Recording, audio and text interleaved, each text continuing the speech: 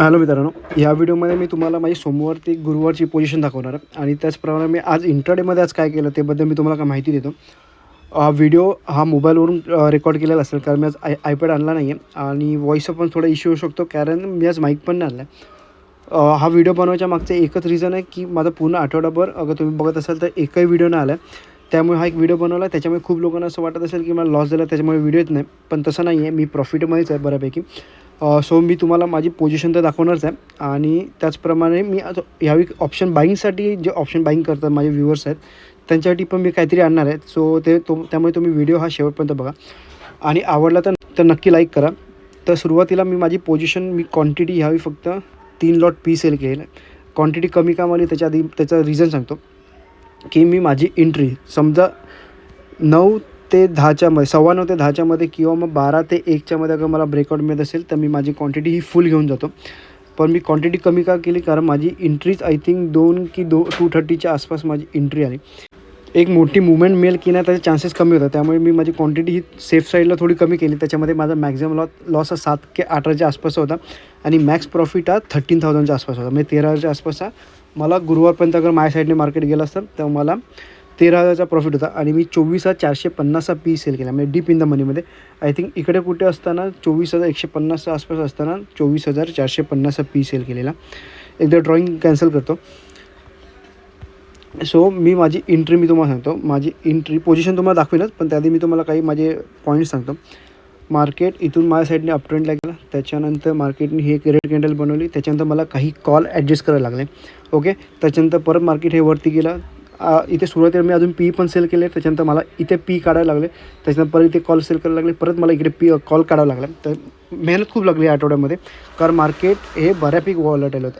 Clear trade मिळत होता. हे मार्केट हे बऱ्यापैकी वॉलेटाईल होतं कारण ही एक मोठी रेड कॅन्डल बनली होती. आपण नुसतं पीमध्ये बसू शकत नाही कारण तो कधीही मार्केट डाऊन साईडला येऊ शकतो. ओके, त्यामुळे मला काही कॉल सेल करायला लागले, काही पी ॲड ऑन करायला लागले आणि त्याचप्रमाणे तो दिवस तर गेला. पण अगर तुम्ही नेक्स्ट डे पण बघत असाल 5 तारीख तर 5 तारखेला पण फ्लॅट ओपन झालं. मला परत एकदा बऱ्यापैकी प्रॉफिट दिसत होता. त्याच्यानंतर मार्केट खाली येत असताना मी परत काही कॉल सेल केले. परत मार्केट ह्या साईडला आला आणि त्याच्यानंतर परत मार्केटने रिव्हर्स केलं आणि मी इथे परत कुठेतरी पी सेल केले. आय थिंक त्या दिवसाचा हाय ब्रेक केला तर मी परत काही पी सेल केले आणि मी माझी पोझिशन ही शेवटी 12,100च्या आसपास क्लोज केली. ओके, माझा मॅक्स प्रॉफिट समजा माझ्या साईडने हळू जरी गेला असता तर मला 17 ते 18,000पर्यंत मला इझिली प्रॉफिट मिळालं असतं कारण मी काही एक्स्ट्रा पीसुद्धा सेल केले जेणेकरून मला दिसत होतं की मार्केट माझ्या साईडने जात आहे तर आपल्याला एक्स्ट्रा प्रॉफिटसुद्धा होऊ शकतो. त्यामुळे मी काही पी सेल केलेले. तर टोटल मला ह्या आठवड्यामध्ये 12,100चा प्रॉफिट झाला आणि हे फक्त आणि फक्त 3 लॉट होते त्या. सो माझ्यासाठी हे ॲटलिस्ट हे डिसेंट प्रॉफिट आहे माझ्यासाठी तरी.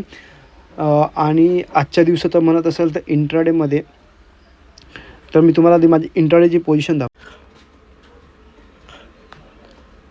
आणि तुम्हाला आजची पोझिशन दाखवायची म्हटलं तर टोटल 3 एंट्री घेतले. तर निफ्टीमध्ये मी 2 लॉट पी सेल केलेले आणि त्याच्यानंतर मी आज SBIमध्ये ट्रेड घेतलेला कारण आज RBIचा रिझल्ट होता. त्यामुळे मला असं वाटलं की बऱ्यापैकी मुवमेंटम येऊ शकते. मी कधी घेतलं नाही पण आज पहिल्यांदा घेतला. सो त्याच्यामध्ये पहिला कॉल बाय केला. त्याच्यामध्ये मला 1,000 रुपयाचा लॉस झाला आणि मला दिसत होतं की मार्केट खाली येऊ शकतं. त्यामुळे मी पी बाय केला. त्याच्यामध्ये मला 225चा लॉस झाला. फक्त आणि फक्त मला कॉल साईडला जास्त मोठा लॉस न व्हायला पाहिजे होता त्यामुळे मी पी बाय केला. आणि जो निफ्टीचा आहे निफ्टीमध्ये मी जो पी सेल केला त्याच्यामध्ये मला डिसेंट प्रॉफिट होता आणि सुरुवातीला मला 3,400चा प्रॉफिट पण दिसत होता. म्हणजे टोटल मला इकडे पीमध्ये मला निफ्टीमध्ये मला 2,400चा प्रॉफिट दिसत होता आणि SBIच्या कॉलमध्ये मला 1,000 रुपयाच्या आसपास मला प्रॉफिट दिसला. पण त्याच्यानंतर मार्केटने रिव्हर्स केला. 3,400 मला मॅक्स प्रॉफिट दिसला आजच्या दिवशी. पण माझा टार्गेट हा 6,000च्या आसपासचा होता. ओके, अगर मला 6,000चा प्रॉफिट झाला असता तर मी पोझिशन ही स्क्वेअर ऑफ केली असती कारण मला काल पण एक बऱ्यापैकी प्रॉफिट झाला आणि आज पण अगर मी कमी लॉटमध्ये अगर मला 6,000 प्रॉफिट मिळत असता तर मला हे ॲक्च्युली खूप बऱ्यापैकी झालं असतं. पण मार्केटने रिव्हर्स केलं आणि टोटल आज मला फक्त 1,000 रुपयाच्या आसपासचा प्रॉफिट झाला. ओके, सो मी आता तुम्हाला सांगतो की पुढच्या वीकमध्ये त्यामुळे मी ह्याच व्हिडिओमध्ये मी सोमवारचा माझा ट्रेड पण सांगून टाकतो. सोमवारी मार्केट कुठे जाऊ शकतो आणि आपण ऑप्शन बाईंग आणि ऑप्शन सेलिंगमध्ये आपण काय ट्रेड करू शकतो ते तुम्हाला मी सांगतो. अगर निफ्टीचं मोस्टली आपण निफ्टीच करू कारण आता बँक निफ्टी मंथली झाल्यामुळे प्रीमियम्स खूप हाय आहे. सो आपण सध्या निफ्टीचं बघूया. निफ्टीमध्ये समजा फ्लॅट ओपन होऊन जोपर्यंत हा लेवल ब्रेक होत नाही तोपर्यंत वरच्या साईडला जायचं नाही. 15 मिनिटाची कॅन्डल आहे. सो हा हाय ब्रेक केला आपण वरच्या साईडला जाऊ शकतो. मॅक्झिमम 2दा एंट्री 1:2चा टार्गेट कंप्लीट झाला. आपण आपला एस एल हा कॉस्ट टू कॉस्ट करू शकतो आणि टार्गेट कमीत कमी हा 1:4च्या आसपास ठेवा. कारण अगर हा लेवल ब्रेक होत असेल तर आपल्याला 1:4 हा आपल्याला इझिली मिळू शकतो. ओके. आणि डाऊन साईडचं म्हटलं तर जोपर्यंत समजा फ्लॅट ओपन होते किंवा गॅप डाऊन ओपन होते. आता ही जी एक मोठी रेड कॅन्डल दिसते तुम्हाला, ह्या रेड कॅन्डलच्या खाली मार्केट जात असेल तर आपण डाऊन साईडला सुद्धा जाऊ शकतो. फक्त क्वांटिटी हाफ करा.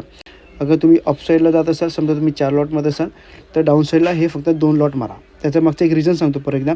कारण ही एक जी रेड कॅन्डल बनवली, अगर रेड कॅन्डलचं खाली मार्केटला जायचं असेल तर तो एक जोरात जाईल आणि एक बऱ्यापैकी जाईल. त्यामुळे जो तुम्हाला 4 लॉटवरती जो अपसाईडला प्रॉफिट मिळत असेल तोच प्रॉफिट तुम्हाला डाऊन साईडला 2 लॉटमध्ये सुद्धा मिळू शकतो. म्हणजे एक बऱ्यापैकी प्रॉफिट मिळू शकतं. त्यामुळे क्वांटिटी हाफ करा, जेणेकरून मार्केट समजा इथून रिव्हर्स झाला तर लॉस मोठा नाही व्हायला पाहिजे आणि आपल्या साईडने जात असेल तर प्रॉफिट आहे तर प्रॉफिट हे मॅक्झिमम घेता यायला पाहिजे. ओके. सो एकदा ड्रॉइंग क्लिअर करतो आणि परत एकदा तुम्हाला एकदा अपडेट देतो. मार्केट ह्या लेवलच्या खाली जात असेल तर आपण डाऊन साईडला सुद्धा जाऊ शकतो. ओके. सेम मॅक्झिमम 2दा एंट्री, 1:2चा टार्गेट झाला. एस एला कॉस्ट टू कॉस्ट करा आणि टार्गेट हा कमीत कमी 1:4च्या आसपास ठेवा. आणि मार्केट ह्या आठवड्यामध्ये ह्या लेवलच्या वरती जात असेल तर मी परत अप ट्रेंडचा ट्रेड घेईन. मी काही लॉट पी सेल करीन इन द मनीमध्ये आणि ॲट द मनी किंवा आउट ऑफ द मनीचा मी पीचा हेजिंगसुद्धा करीन. ओके. सो ह्या लेवलच्या वरती अपसाईडला, ह्या लेवलच्या खाली डाऊन साईडला. मार्केट एकदम सिम्पल ठेवा, जेणेकरून तुमचे एस एल जात असेल तर काही प्रॉब्लेम, पण तुम्हाला जेव्हा तुम्ही एंट्री घेता आणि ज्यावेळी तुमच्या साईडने मार्केट जात असेल, भले मग ते अप ट्रेंडला सुद्धा किंवा डाऊन ट्रेंडला, टार्गेट अगर तुम्ही 1:4 ठेवत असाल तर एक छोटे लॉस घ्यायला काहीच प्रॉब्लेम वाटणार नाही. ओके. आणि ऑप्शन बाईंगसाठी पण मी तुमच्यासाठी काहीतरी लवकरच घेऊन येणार आहे. मला पूर्ण मोठा एक व्हिडिओ बनवायला वेळ मिळाला तर मी तुमच्यासाठी काहीतरी घेऊन येईन. आणि नाही घेऊन आलो तरी मी तुमच्यासाठी टेलिग्रामवरती मी काही माझे अपडेट देत राहीन ॲटलिस्ट बाईंगसाठी, जेणेकरून बाईंग जे ऑप्शन बाईंग करतात त्यांना एक बऱ्यापैकी एक डिसेंट प्रॉफिटसुद्धा करता येईल. ओके. तर ते अपडेट मी तुम्हाला टेलिग्राम चॅनलवरती देईन. अगर तुम्ही ते चॅनल फॉलो नसेल केलं तर तुम्ही फॉलो करा.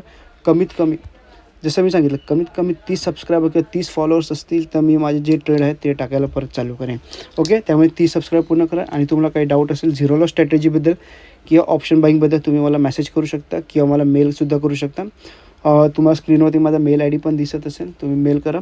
आणि ह्या व्हिडिओबद्दल तुम्हाला काही डाऊट असेल तुम्ही कमेंटसुद्धा करू शकता. ओके. धन्यवाद.